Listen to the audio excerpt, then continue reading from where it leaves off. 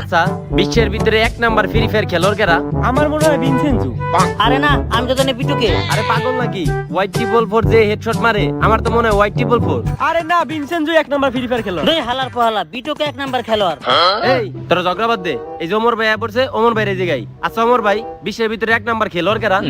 আমার জানা মতে বিশ্বের ভিতরে এক নাম্বার খেলোয়াড় হলো একজনই, যার খেলা একদম মারাত্মক, যার স্কিলস আর মুভমেন্ট কেউ ধরতে পারে না, যে একাই 4-5 রে কাইট করে লায়।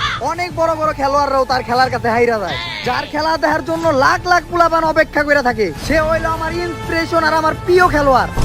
কিন্তু ভাই কে সে? তার নাম কি? তার নাম হইলো জনি সিন্স। কেমনটা লাগে? আরে আমরা তো এই জায়গায় ফ্রি ফায়ারের নাম্বার 1 প্লেয়ারের কথা কইতেছি। ফ্রি ফায়ারের না, ওইটা তো জানি না। এ কি জ্বালারে নোংরা মানুষ মিয়া, আর কোন সময় আমার গ্রুপে আইবেন না। কামটা হইলো কি, এটা কিক দিল কে? আমি বুঝলাম না, নাকি আমি ভুল কিছু কইছি?